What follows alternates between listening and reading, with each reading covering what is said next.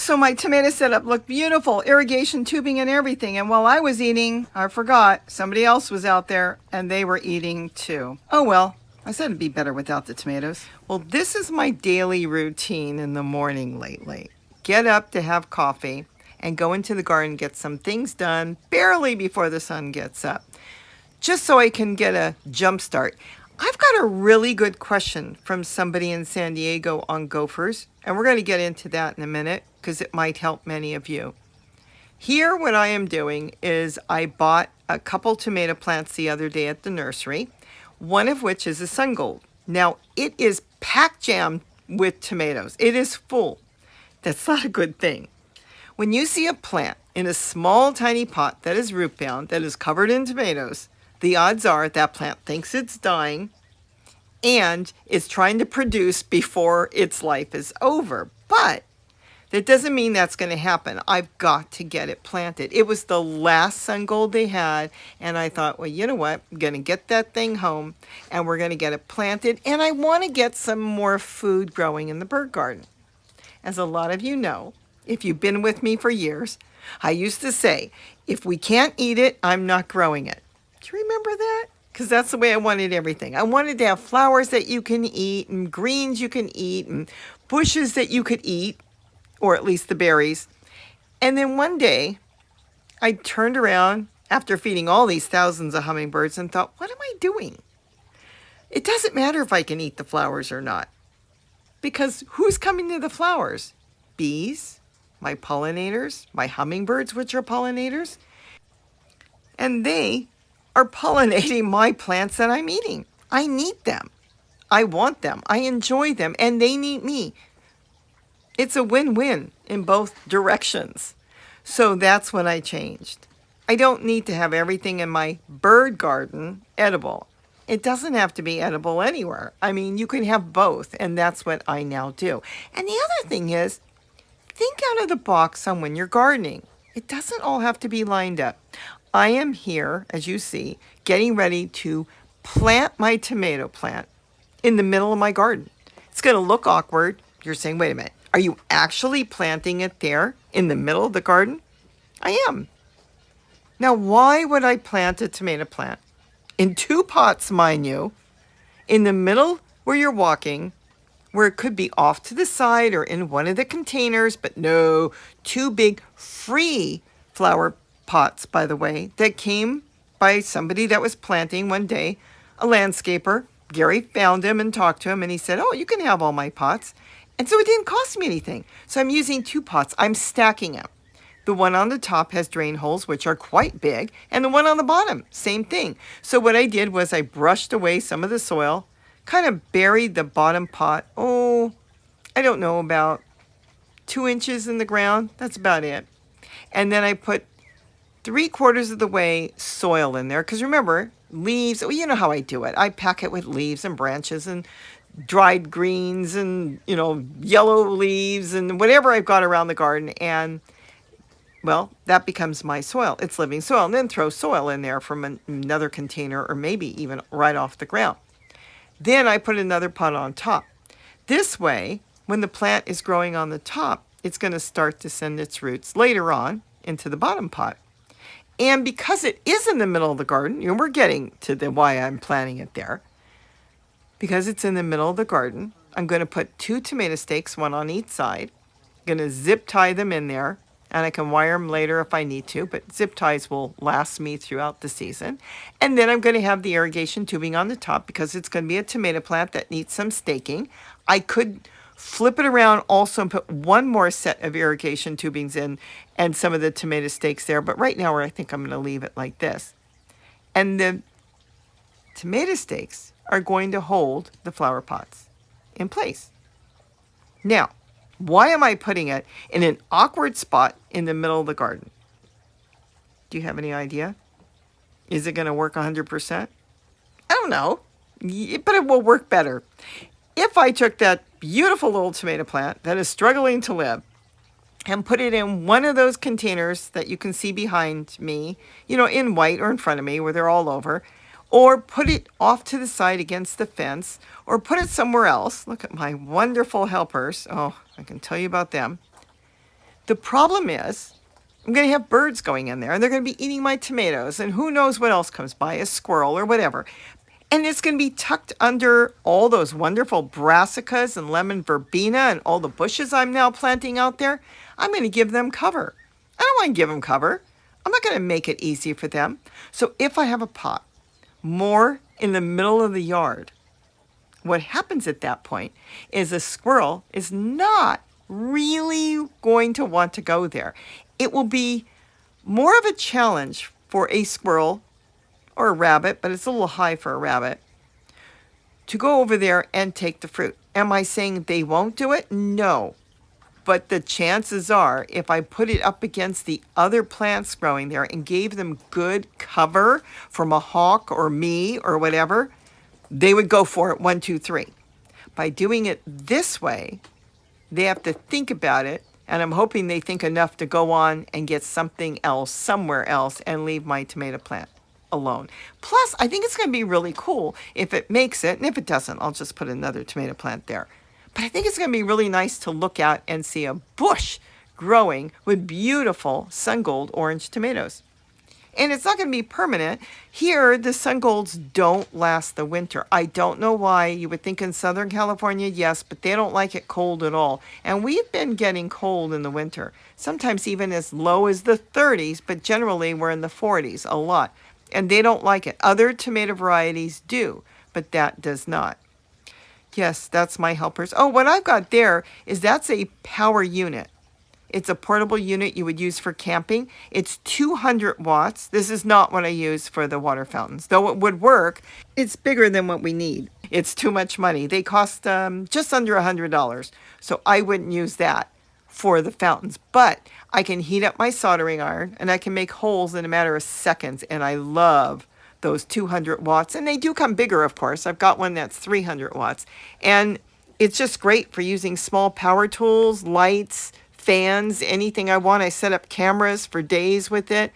I really love them. And when the power goes out, I can plug in a regular lamp because it's got an outlet, a regular outlet on there. So it works really good. So I'm just sitting there supervising right now. Normally I would put it down on something, a brick or a stepping stone, and walk away, let it heat up for a few minutes, and then come back and make my holes. But my two little buddies are there, and Zoe, by the way, is in the house with Gary, who is making breakfast, and she would rather be there than with me. So I've got to make sure they don't touch a hot soldering iron. And once it's hot enough, I'll make the holes. And then I'm going to zip tie the 2 tomato stakes to the pots, and the tomato stakes are stuck in the ground. So it's really going to be anchored in there really well. As far as the irrigation tubing that you can see there, I don't need to do anything with that. It fits on perfectly. It will stay there, and I can use it for bracing that plant in so many ways.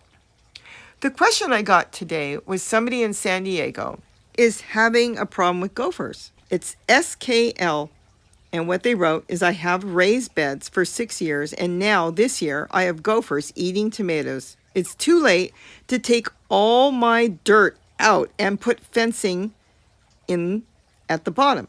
Robbie, what can I do to keep my tomatoes? They ate them all the way up to just one branch, and then my plants look limp and dying.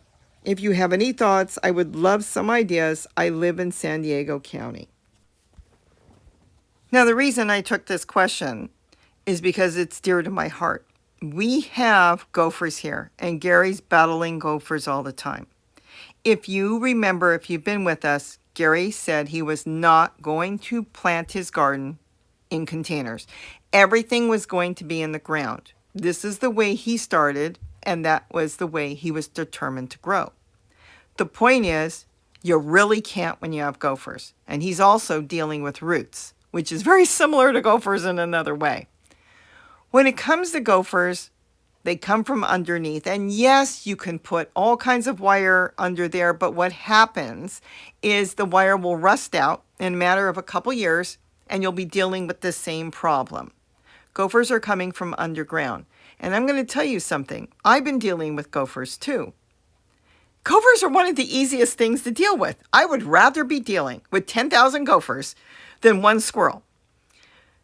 You can get rid of the gophers by taking your plants out and unfortunately getting them in totes. You could do it now.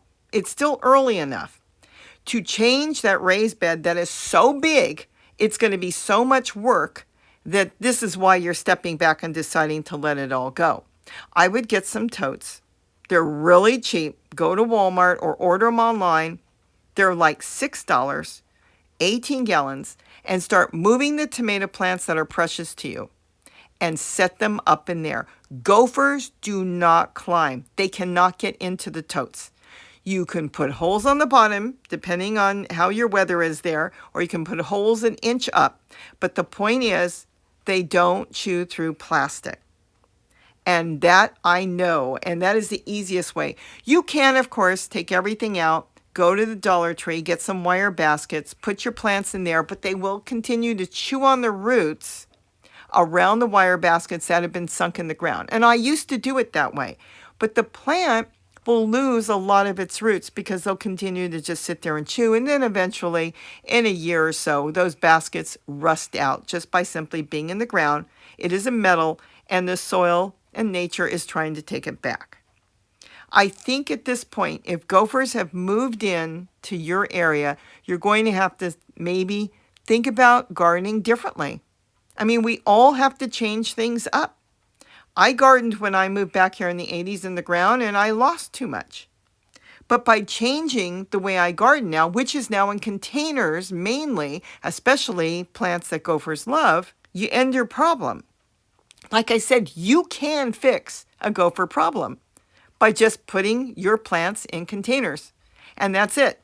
You could take flower pots and sink those in the ground. That will work, but it's a lot of work. I think the easiest thing would be to save your tomatoes now. It's early enough. They'll recover. Trim all the bad branches off. Trim some of the branches maybe off the top of the plant and get your loving tomatoes in some totes and take care of them that way. In the meantime, once you do all that, you can slowly remove all the soil out of your huge garden bed. And then you can do whatever you want underneath. Get your wiring under there and everything. And then next year you can plant in there. This is why I like totes. You lose less plants. It's cheaper and easier for me to maintain. And I think you'll find it's easier for you to maintain. I find you have much more control over your plants in a tote. But that is probably the best thing you're going to be able to do right now. And this would be the easiest and cheapest way for you to do that. Because otherwise you'd have to remove all the tomato plants, put them all in wire baskets and hope for the best. And it's struggling back and forth with the gopher who's going to stay there.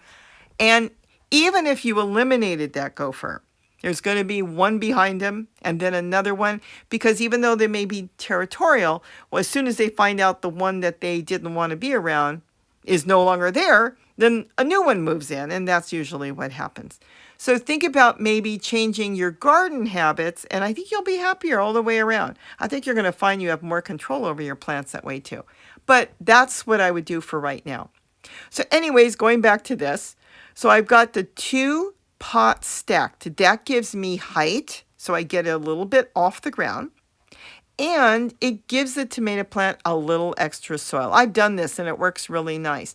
But I am going to start sticking plants around in odd places just because it will deter certain pests. Now, gophers can't get into those flower pots. There's no way. If the flower pot had a big enough hole and they could squeeze in, then they would come through and eat the bottom of the plants. I lost an entire fig tree once. I planted it out in the yard. It looked beautiful, and then all of a sudden started drying up. I thought, what is wrong with it? I walked up to it, touched it with one finger, it fell over. The gophers ate the roots out of the fig tree. And then Gary planted a lot of trees around here by making baskets for him. Not the ones you buy at Dollar Tree. I mean, he took wire and made these giant baskets. They were the size of a 5-gallon bucket. He dug big holes. That's how we got a lot of our trees that he planted in the yard. Big holes in the ground, dropped the wire baskets in there that he designed, and then planted the tree in it that way. This way, even if it dissolves, let's say in 5 years, because he used heavy-duty wire, the tree by then would be well established because young trees have tender, sweet, good tasting roots, and the gophers just go for them. So I think that was a really good question. So now I'm just finishing up here, getting ready to have breakfast pretty soon, I hope. And Gary likes making kind of like with tortillas and cheese, whatever's left over from the night before, and he makes a concoction. I just am having a blast with these two baby emus. They are so cute. I've been toying with the idea, do I want to keep one? But that's what I'm saying.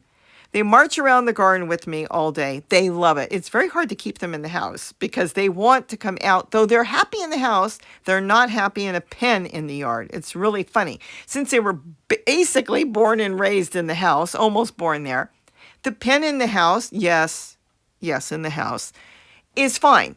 They kind of go to sleep, they look around. But if I put them in the pen or Gary puts them outside in the pen, they jump up and down, they scream, they want out. In the bird garden, they love it. They chase around the birds, the towies, they check out the plants, they say, ooh, there's stuff growing on these green bushes. And then they pull it off, which is my flowers, thinking that, well, that shouldn't be there. Then if I go plant a new flower, they run out the next morning, they look over and wait a minute. That bush wasn't there. That doesn't belong there. And they rip that out. It's like they're very intuitive of everything in the garden. But they're very particular on what they're going to eat and not eat too. And even if they don't eat it, it doesn't matter. It's fun to tear flowers and things off the plants that they think don't belong there or look different. They're just really funny. I really enjoy them.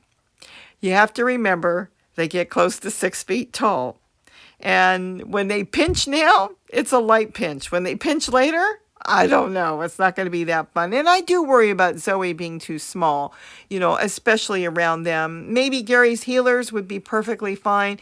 But they are on the defensive because of their size and what they do. And, they don't have a lot of, well, I don't want to say brains. They're very smart. But if something spooks them, even if it's something they know, they go on the defense first, and then they stop to see what it is. Kind of like you would look to see who's coming. They will kick first and then look. Oh, that was only you. Is that funny how they run? So that's why they may not be that safe to have around when they're bigger when it comes to Zoe. Right now, they love her. And she's kind of, I'm not going to say she's bored with them. She likes following them around, but now they're taller than her. And she's kind of getting to the point where, I think I'd rather be in the house and see what food is being made and what's going on. I think the garden is coming along really nice, and I'm really pleased with it. And, well, I think it's going to look really nice come fall. And right now in the summer, it's going to be a lot of fun too. I'm really thinking about the plants I get. We stopped at the nursery the other day and they had for reduced, a Japanese honeysuckle. It really looks in poor shape. I'm going to plant it in the garden. Probably not right now because, again, I'll plant a new plant. Emus, these two guys will look at it and think, wait a minute, that wasn't there yesterday. That doesn't belong there. Let's just rip it out for her. We're going to do her a favor. So I'm kind of have to figure out what I'm going to plant. It's funny how they know what belongs here and what doesn't. See how they just kind of sit and they watch? And when they sit down, they don't just gently sit. Usually they just plop to the ground. So funny. What I'm doing right now is this tomato is really heavy with tomatoes on it. And I'm staking it up simply by yarn. And I love using yarn in the garden. If you use cotton, it will dissolve fairly quick, so that's up to you. I use more of a nylon yarn, which is the cheapest. You can get it at Dollar Tree. A big spool of it for $1.25. And then I just kind of wind it around, and I'm tying it with a bow, so I can remove it as it grows. The smart thing to do, and the right thing to do, would be to remove all the tomatoes off the plant and give it a good start. But I'm thinking these guys will do it for me since, well, that just showed up. We'll take all the tomatoes off. I don't know if they're going to do it. I'm probably going to start taking them off and using them right away. I'm going to take care of the plant the best I can and see if it makes a comeback. If it doesn't, I'll put another tomato plant in there. but I really like having it in the middle of the yard. There's a little water fountain there that I fixed. Oh, I should show you how I did that. That's right next to me. You can just barely see it. That was a table type fountain. I had it in the house years ago, and then I changed it to solar. So it works really nice there, and the birds take a bath all the time. And it's sitting on a tree stump that we brought in there quite a few years ago. Gary got some wood chips delivered, and they had some stumps, and they asked if he wanted it. He said yes. So that's why you might see some tree stumps around. I think this gardening season is going to be fun.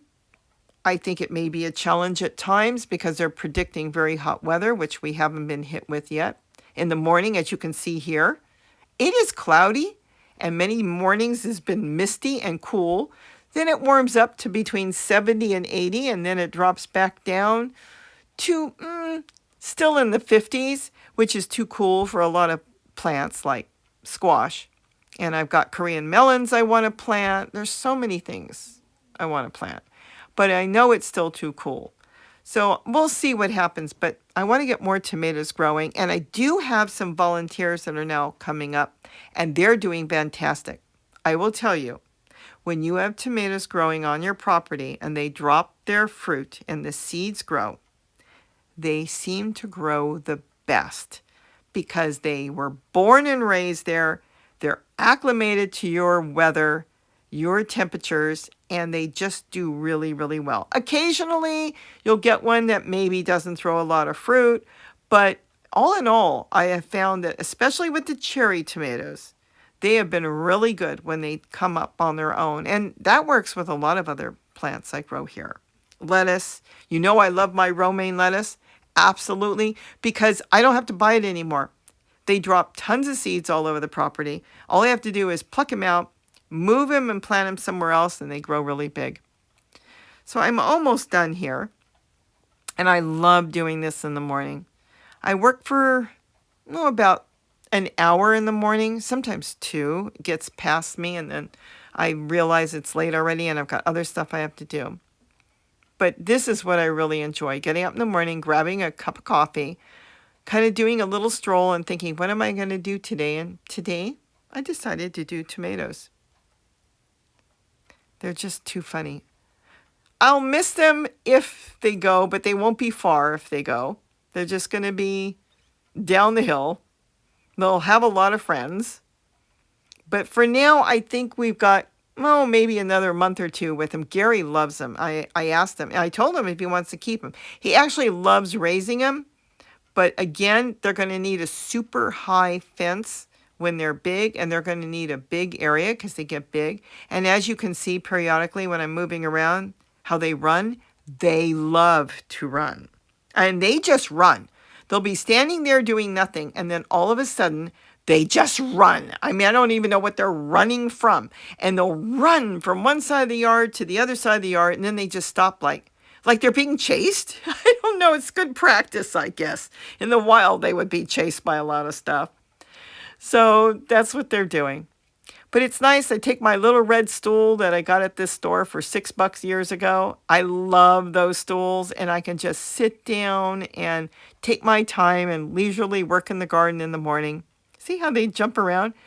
And I have my shirts I make with the pockets. I've got videos on that. I couldn't live without my pockets. I love knowing that I can go to the store and I could have anything in my pocket. A cough drop, my camera, my phone, I should say. Whatever I want to drop in there, I've got it, and it's just at my fingertips. And if somebody did grab my purse and took off with it, I still have my keys and my phone in my pocket. And that's why I really like it. So that's it. You can ask me questions if they're eating greens, and I'll try to answer them the best I can. I can do it sometimes on a video, and like this one with the gophers, because that really touched my heart, knowing that it is very sad when they get in there. But I really do find gophers being one of the easiest fixes you can do when it comes to gardening vegetables, because you just put your vegetables in containers.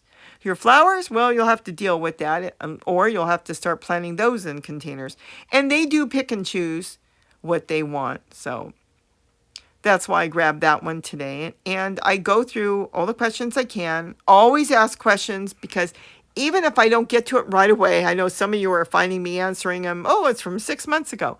The point is, I remember those questions and I talk about it in my videos. And that's why I try to get as much answered as possible. Sometimes it's really hard to answer a question because you want to answer it in a book and not in just a few sentences, if you know what I mean. Oh, and what you hear in the background is Gary is washing their mat. That worked out really good. The 99-cent store had these mats that they were selling for like $2.50, and we ended up buying those. It's a kid's play mat, perfect to put under their pen in the house. And then he has to wash it multiple times a day. Well, good fertilizer for the plants. And soon he's going to come collect them, and then we'll go in the house and eat. They are funny. You know, I look at him and I think, have they really grown? But then when I go back and look at the videos of when we first got him, and what is it, 4 weeks old now, they have grown. They're quite tall. And like I said, I've seen them in the pen. We've got a second pen out in the yard. I'll look on my camera. See a little camera to the right? And I'll see them jumping up and down. And I told Gary, your pen is about, what, 3-4 foot tall, and they're almost over it. And that's when he said, yes, and I'm worried one day if we're not in the house when they get out. Oh my gosh, because let me tell you something, it seems like more comes out of them than goes in. I don't know, but they eat a lot. And so it's something you don't want to find them running loose in the house. Have they come in the house? Oh yeah. Oh yeah, they see the door open, they'll wander in, come into the kitchen. Hey, do you have anything for us? I think it's a curiosity that they've got. What do you think? Do you think they're cute? Oh my gosh. We're waiting for the feathers. They're still big, massive fuzz balls. But when the feathers come in, it'll be really cool. And they're going to change so much. Like I said, we've done emus like close to 30 years ago, and it wasn't something we were planning on doing. But they are just so much fun. It's almost like having a duck follow you around. You know, I don't know if you know about that, but if a baby duck hatches and he sees you right away, they will follow you everywhere. Well, they do kind of the same thing, but they don't get so big. The emus get big. So that's basically it. It is now done. I can put tulle around it if anything starts to bother it, which is really good. I can add a little more irrigation tubing, which is a lifesaver in the garden for me. It's so cheap. You get, what, a 500-foot roll for, I don't know, $35, $40. And I've had it for years, so it really works well. And you've seen it in the garden, all that. But I'm really happy it's looking really good. I can't wait till in the background to see a deer walk by again. They've been working on the big house on the hill, so we've noticed that the deers aren't coming by anymore. I think it's just too much noise. And so, just like any other animal, they don't want to be bothered with that, so they go somewhere else. And that's it. So I'm going to tie this up just a little bit more, make sure it stays upright, and give it a little help. It's easy to change out. When I want to, I can change the yarn because I'm just, like I said, tying it in a bow. And then I can decide later if I want to put more of another hoop of the irrigation tubing. So it'd be more like a tomato cage. And it costs pennies to do this. But I think right now, I just like sitting outside and having these guys around me. And they will follow me everywhere I go. If I go to the backyard, they go to the backyard. And they are just so funny. They're just curious. Look. It's like, okay, what is she doing? What's going on? What's behind her? They love the water fountains. They like the moving water. So if you see any of my plants and you think, wait a minute, I thought it was covered with flowers. Well, you'll know that my little helpers decided that it didn't look right on there. It was just a bush, and they didn't want to see the flowers on there. They tasted them, and they didn't even like the flowers, but it's something like a toy that they can pull flowers off. They don't do too much damage. They haven't really dug anything up. But yes, they do remove flowers. This is why we don't have them running all over the yard. That was years ago, because when we had them running full size in the garden everywhere, we noticed that the fruit trees were not going to have any fruit on any place they could reach. and I wanted nectarines and all the peaches and everything, so they had to be locked up for a while. But they're fun to have around. I don't know. They're just cute. They're nice companions for me in the morning when I'm in the garden. But I think it's time for breakfast. Gary's done. He's washed their mats. He's made breakfast. And now it's time for him to gather them up. We do not leave them in the yard if we're not there, because I'm not taking any chances. Neither is he. If a coyote did come by and spot him, even though I've never had a coyote in my bird garden, I don't want to say for the first time that I ended up with one. Look, there's Dad. I got to go. So I hope you enjoyed this. It's more of a laid-back morning working in the garden, which is so stress relieving and so fun to start the day that way. And now I think it's time to have breakfast. With that, have a wonderful day, and don't forget to eat what you grow. Bye-bye. Oh, maybe I better show you the tomato up close, and this way you'll see exactly what I did. And you'll see what I was working on, because right now it's more of a scenery, kind of like a podcast where you can just listen to this and enjoy it if you wanted to instead of watching.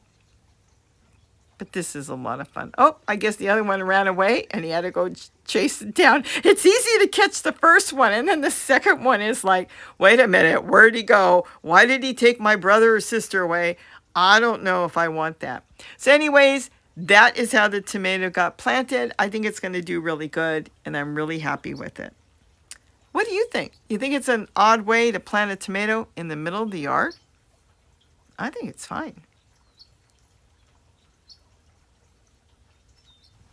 Well, here's where you thought the video ended. It didn't, because when I got up in the morning ready to launch my video, guess what I found in the garden? Well, I couldn't figure out at first what it was until we let the emus out. And then I figured it out. Oh my gosh, what would take tomatoes off so delicately not to damage the plant? Yep, it was them. So last night, while they were roaming, we had dinner, the zucchini, and with the ground meat, had tacos, but I wasn't paying attention to them. And what were they doing?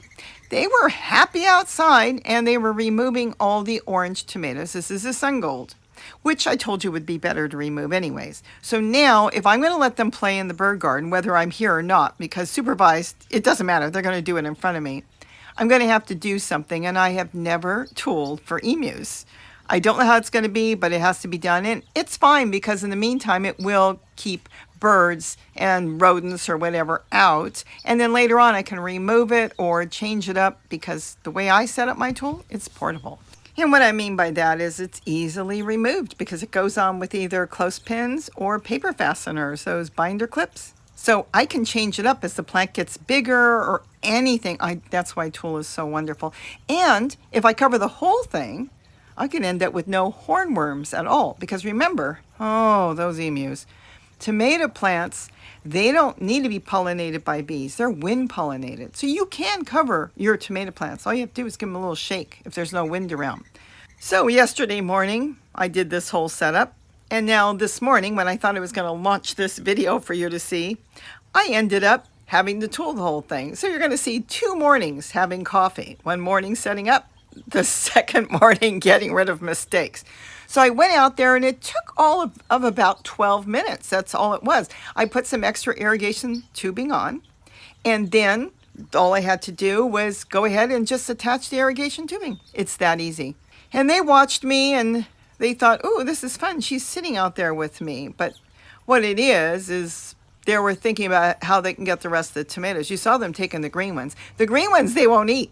They pull them off and they spit them out. But it is the orange ones that they liked. I could not live without this tool. Now, why am I using the turquoise? If I did green, you wouldn't see it.